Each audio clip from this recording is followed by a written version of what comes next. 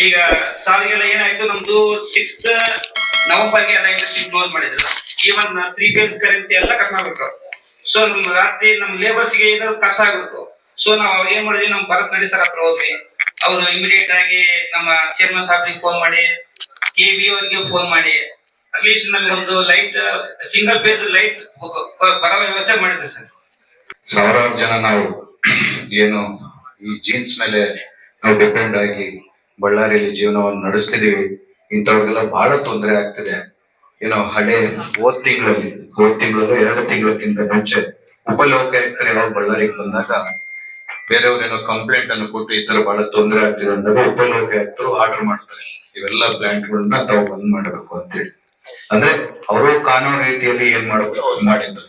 ಆದ್ರೆ ಮಾನವೀಯತಾ ದೃಷ್ಟಿಯಲ್ಲಿ ಇವರೆಲ್ಲ ನನ್ನ ಹತ್ರ ಬಂದಾಗ ಈ ಜೀನ್ಸ್ ಪ್ಲಾಂಟ್ ಓಪನ್ ಆಗೋದು ಆಮೇಲೆ ನೋಡ್ಕೊಳ್ಳೋಣ, ಫಸ್ಟ್ ನಮ್ಮ ಲೇಬರ್ಸ್ ಯಾರು ಬೇರೆ ಕಡೆಯಿಂದ ಬಂದಿದ್ದಾರೋ ಅವ್ರು ಇದಕ್ಕಂತೂ ಒಂದು ನಮ್ಗೆ ಸಣ್ಣದಾಗಿ ಒಂದು ಕರೆಂಟ್ ಅನ್ನು ವ್ಯವಸ್ಥೆಯನ್ನು ಮಾಡ್ಕೊಡ್ಬೇಕಂದ್ರೆ ಅವತ್ತೇ ನಾವು ನಾರಾಯಣ ಸ್ವಾಮಿ ಅವ್ರ ಹತ್ರ ಮಾತಾಡಿ ಕೆಬಿ ಅಫಿಷಿಯಲ್ಸ್ ಕೂಡ ಹೇಳಿ ಒಂದು 15-20 ದಿವಸ ಕೆಳಗೆ ಅವ್ರಿಗೆ ಆ ವ್ಯವಸ್ಥೆಯನ್ನು ಮಾಡಿದ್ವಿ.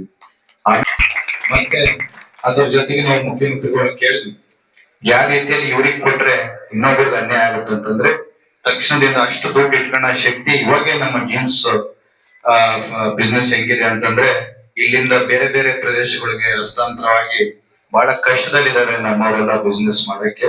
ನೀವು ಸಹಕಾರ ಮಾಡ್ಬೇಕಂತಂದ್ರೆ MB ಪಾಟೀಲ್ ಸಾಹೇಬ್ರು ಮತ್ತೆ ನಮ್ಮ ಮುಖ್ಯಮಂತ್ರಿಗಳು ಅವ್ರ ಕಲ್ತು KKRDBಯಲ್ಲಿ 11 ಕೋಟಿ ಮತ್ತೆ ನಮ್ಮ KIDB ಇಂದ ಒಂದು 11 ಕೋಟಿ ರೂಪಾಯಲ್ಲಿ 22 ಕೋಟಿ ರೂಪಾಯಲ್ಲಿ ಅತಿ ಶೀಘ್ರದಲ್ಲಿ ನಾವು CETP ಪ್ಲಾಂಟ್ ಅನ್ನು ಮಾಡಿಕೊಂಡು ಎಲ್ಲ ಏನಿವತ್ತು ಅರ್ಧಕ್ಕಿಂತ ಜಾಸ್ತಿ ETP ಇದ್ದವರು ಶುರು ಇವತ್ತಿಂದಲೇ ಮಾಡ್ಕೊಂತಾರೆ.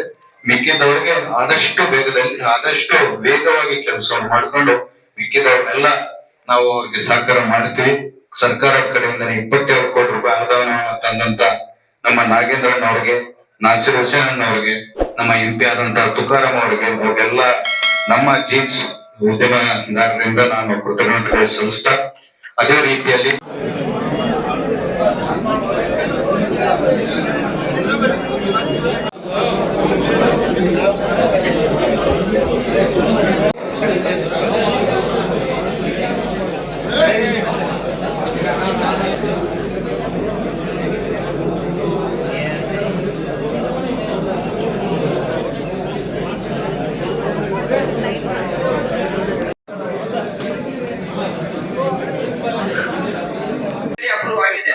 ಜಸ್ಟ್ ಫಂಡ್ಗೋಸ್ಕರನೇ 3 ಇಯರ್ಸ್ ಇಂದ ಪೆಂಡಿಂಗ್ ಈಗ ನಮ್ಮ ಸಮಸ್ಯೆಗಳನ್ನ ಸರ್ಕಾರದ ಮಟ್ಟದವರೆಗೂ ತಗೊಂಡೋಗುವಲ್ಲಿ ಕೇಳ್ಕೊಳ್ತಾ ಇದ್ದೀವಿ. Thank you. ನೇರವಾಗಿ ಸನ್ಮಾನ್ಯ ಶ್ರೀ ನಾರಾ ಭರತ್ ರೆಡ್ಡಿ ಅವರು ಬಳ್ಳಾರಿ ನಗರ ವಿಧಾನಸಭಾ ಕ್ಷೇತ್ರದ ಮಾತ್ರ ದೀರ್ಘಕಾಲವಾಗಿ ನಾನು ನಾಗೇಂದ್ರಣ್ಣ ಅವರು ಕುತ್ಕೊಂಡು ಚರ್ಚೆ ಮಾಡಿ, ಯಾಕಂದ್ರೆ ನಮ್ಮ ಕ್ಷೇತ್ರದಲ್ಲಿ ಇಲ್ಲಿ ಬಳ್ಳಾರಿ ನಗರ ಮತ್ತು ಕೌಲ್ಬಜಾರ್ ಕ್ಷೇತ್ರದಲ್ಲಿ ಬಹಳಷ್ಟು ಜೀನ್ಸ್ ಯೂನಿಟ್ಸ್ ಕೆಲಸ ಮಾಡುವಂತ ಕಾರ್ಮಿಕರು ಇರೋದು. ನಾವು ನಾಗೇಂದ್ರಣ್ಣವರು, ನಾಸಿರಣ್ಣ ಅವರು ಚರ್ಚೆ ಮಾಡಿ ಇದಕ್ಕೆ ಆದಷ್ಟು ಬೇಗ ನಾವು ಪರಿಹಾರವನ್ನು ತಗೊಂಡ್ ಬರ್ಬೇಕಂತ ಹೇಳಿ ಒಂದೇನು ತೀರ್ಮಾನವನ್ನು ತಗೊಂಡಿದ್ದೀವಿ. ಆ ನಿಟ್ಟಿನಲ್ಲೇ ನಿನ್ನೆ ಮುಖ್ಯಮಂತ್ರಿಗಳು ಮತ್ತೆ ಉಪಮುಖ್ಯಮಂತ್ರಿಗಳು, ನಮ್ಮ ಜಿಲ್ಲಾ ಉಸ್ತುವಾರಿ ಸಚಿವರಾದಂತ ಜಮೀರ್ ಅಹಮದ್ ಖಾನ್ ಅವರು, MB ಪಾಟೀಲ್ ಅವರು ಇವರೆಲ್ಲ ಸೇರಿದಂತ ಸಮಯದಲ್ಲಿ ನಾಗೇಂದ್ರಣ್ಣವರು ನಾವು ಅವ್ರನ್ನ ರಿಕ್ವೆಸ್ಟ್ ಮಾಡಿದಾಗ ಮತ್ತೆ ನಮ್ಮ ನಾಸಿರಣ್ಣ ಅವರು ಅವ್ರನ್ನ ರಿಕ್ವೆಸ್ಟ್ ಮಾಡಿದಾಗ ತಕ್ಷಣಕ್ಕೆ ETP ಪ್ಲಾಂಟ್ಸ್ ಯಾರ್ಯಾರಿಗೆ ಫ್ಯಾಕ್ಟರಿ ಹೋಗಿದ್ದಾನೋ ತಕ್ಷಣಕ್ಕೆ ಅವ್ರು ಓಪನ್ ಮಾಡ್ಬೇಕಂತೇಳಿ ಮುಖ್ಯಮಂತ್ರಿಗಳು ಪೊಲ್ಯೂಷನ್ ಕಂಟ್ರೋಲ್ ಬೋರ್ಡ್ ಅವರಿಗೆ ಇಂಡಿಯಾದಲ್ಲಿ ಮಾಡ್ತೀನಿ 5,000 ಕೋಟಿ ರೂಪಾಯಿ ಅಂತೇಳಿ ಅವರು ಹೇಳಿದ್ರು.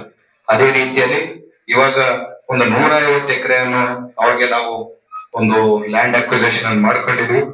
150 ಎಕರೆ ಬಿಟ್ಟು ಇನ್ನೊಂದು 400 ಎಕರೆ ಲ್ಯಾಂಡ್ ಅಕ್ವಿಸಿಷನ್ ಮಾಡ್ಕೊಂಡು ಒಂದು 400 ಎಕರೆಯಲ್ಲಿ 600 ಎಕರೆಯಲ್ಲಿ ಸಂಜೀವರಾಯನ ಕೋಟೆ ಹತ್ರ ನಾವು ಜೀನ್ಸ್ ಪಾರ್ಕ್ ಅನ್ನು ಮಾಡ್ಕೊಂಡಿದ್ವಿ. ಅದಕ್ಕೆ ಆಲ್ರೆಡಿ ಪೂರ್ವ ಸಿದ್ಧತೆಗಳೆಲ್ಲ ನಡೆದಿದೆ. ಆದಷ್ಟು ಬೇಗ ನಮ್ಮ ರಾಹುಲ್ ಗಾಂಧಿ ಸಾಹೇಬರು, ಮುಖ್ಯಮಂತ್ರಿ ಸಾಹೇಬರು ಮತ್ತೆ ಉಪಮುಖ್ಯಮಂತ್ರಿಗಳು, ನಮ್ಮ ನಾಗೇಂದ್ರಣ್ಣವರು, ನಾಸಿರಣ್ಣವರು ಇವರೆಲ್ಲ ಬಂದು ಭೂಮಿ ಪೂಜೆ ಮಾಡಿ ಭಾರತ ದೇಶ ತಿರುಗಿ ನೋಡಂತ ಜೀನ್ಸ್ ಪಾರ್ಕ್ ಅನ್ನು ಬಳ್ಳಾರಿಯಲ್ಲಿ ನಾವು ಮಾಡ್ಕೊಂತಿದೀವಿ ಅತಿ ಶೀಘ್ರ ಅಂತ ಹೇಳಿ ನಮ್ಮ ಮುಖ್ಯಮಂತ್ರಿಗಳು ಇಲ್ಲ ನಮ್ಮ ರಾಹುಲ್ ಗಾಂಧಿ ಅವರು ಇಡೀ ಬಳ್ಳಾರಿಯ ಜೀನ್ಸ್ ಬಗ್ಗೆ ಲಂಡನ್ ಅಲ್ಲಿ ಮಾತಾಡುವಂತವ್ರು ಈ ಜೀನ್ಸ್ ಅನ್ನು ಉಳಿಸೋ ಜವಾಬ್ದಾರಿ ನಿಮ್ಮ ಮೇಲೆ, ನಮ್ಮೆಲ್ಲರ ಮೇಲೆ, ನಮ್ಮ ಸರ್ಕಾರದ ಮೇಲೆ ಇದೆ ಅಂತ ಹೇಳಿ ಅವ್ರು ಯಾವುದೇ ರೀತಿಯಲ್ಲಿ ನಿಮ್ಗೆ ಏನೇ ಜೀನ್ಸ್ ಯೂನಿಟ್ಗೆ ತೊಂದರೆ ಆದಾಗ ನೀವು ನಾಗೇಂದ್ರ ಅವರು ಡಿಸಿಷನ್ ತಗೊಳ್ಳಿ, ನಾವು ನಿಮ್ ಜೊತೆಗೆ ಇರ್ತೀವಿ ಅಂತ ಹೇಳಿದ್ದಾರೆ. ನಿರಂತರವಾಗಿ ನಾನು ಇಲ್ಲಿ ಈ ಮಾಧ್ಯಮ ಮೂಲಕ ಈ ಜೀನ್ಸ್ ಫ್ಯಾಕ್ಟರಿ ಓನರ್ ಆಗಿರ್ಬೋದು, ಅವ್ರ ಲೇಬರ್ಸ್ ಆಗಿರ್ಬೋದು ಒಂದು ಮಾತನ್ನು ಹೇಳಕ್ಕೆ ಇಚ್ಛೆ ಪಡ್ತೀನಿ. ಯಾವುದೇ ರೀತಿಯಲ್ಲಿ ಯಾವುದೇ ಕ್ಷಣದಲ್ಲಿ ಇವತ್ತುವರೆಗೂ ತಮ್ಮ ಜೊತೆಗೆ ಏನೇನು ತೊಂದರೆ ಬಂದಾಗ ನಿಮ್ ಜೊತೆಗೆ ನಿಂತಿದೀವಿ. ಇನ್ನೊಂದು ತೊಂದರೆ ಬರಬಾರ್ದು ಅಂತ ರೀತಿಯಲ್ಲಿ ಯಾವತ್ತನ್ನ ಏನೋ ದುರ್ದೈವದಿಂದ ತೊಂದರೆ ಬಂದಾಗೂ ನಿಮ್ ಜೊತೆಗೆ ನಾವು ಸದಾ ನಿಂತಿರ್ತೀವಿ ಅಂತ ಹೇಳಿ ಈ ಮಾಧ್ಯಮದ ಮೂಲಕ ತಮ್ಗೆಲ್ಲರಿಗೂ ಮಾಡ್ಕೊಡ್ತೀನಿ ಅಂತ ಹೇಳಿ.